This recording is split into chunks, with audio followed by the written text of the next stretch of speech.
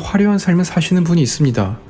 경희대학교 국제 캠퍼스를 졸업하고 KBS 아나운서가 되었습니다. 대단하죠. 그런데 잘 나가던 아나운서가 갑자기 사표를 제출하고 문재인 당시 대선 후보 캠프에 합류합니다.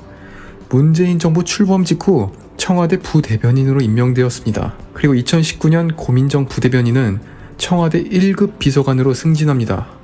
상상이 가시나요? 행정고시 출신도 가기 힘든 1급 공무원을 아나운서가 2년 만에 달아버립니다. 그리고 또 대변인을 사퇴하고 국회의원 선거에 나가 오세훈 시장을 꺾고 국회의원이 되었습니다.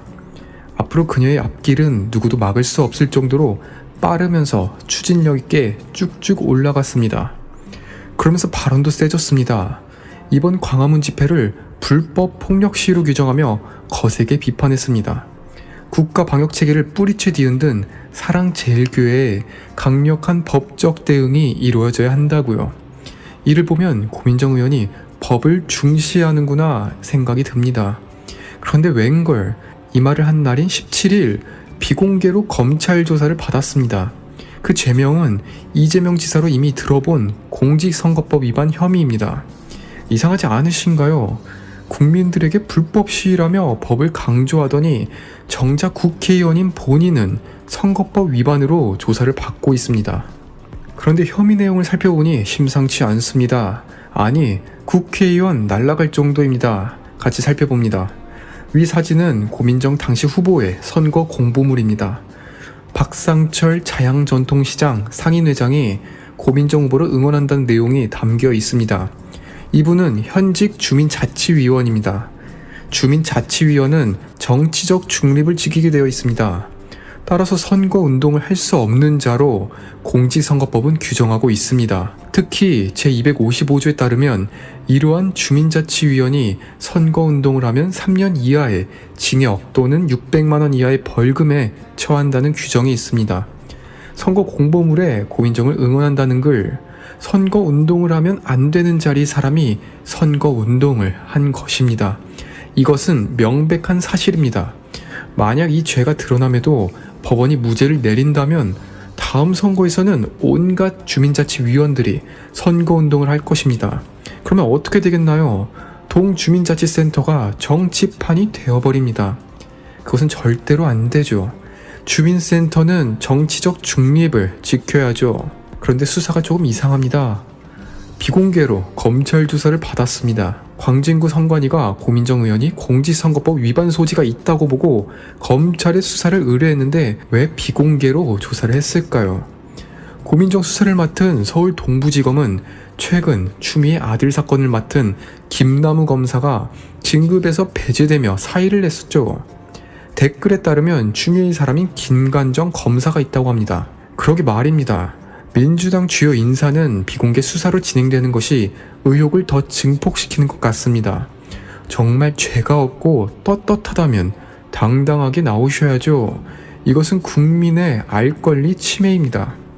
고민정 의원, 예전부터 말이 많았습니다. 국회의원이 국민들을 상대로 수강료를 받고 강의를 하는데 남편을 섭외했던 적이 있습니다. 이로 인해 엄청난 논란이 일자 조기영 씨는 남편이기 이전에 시인이며 시인으로서 주민들에게 강연할 예정이었다고 답합니다. 국회의원 달고 사는 처음 일이 바로 남편에게 강의를 열게 해준 것이죠.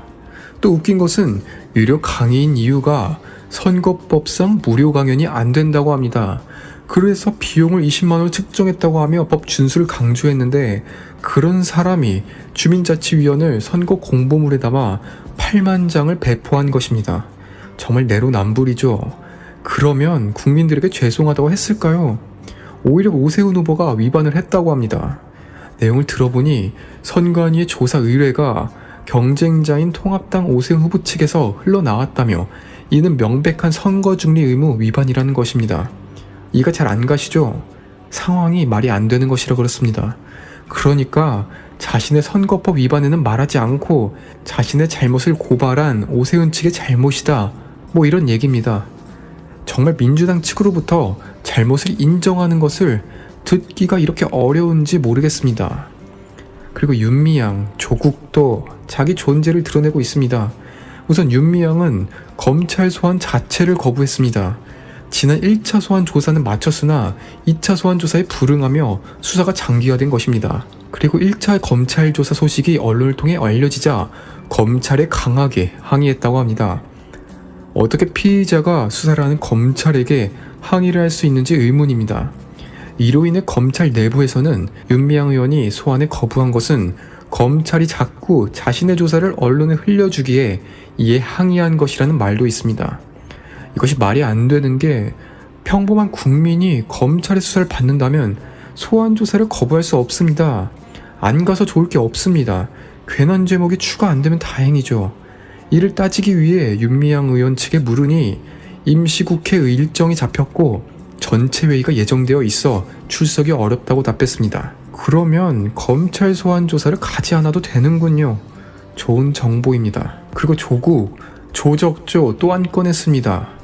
조국은 2013년 트위터에 시민과 언론은 공적 인물에 대한 완벽한 정보를 가질 수 없다.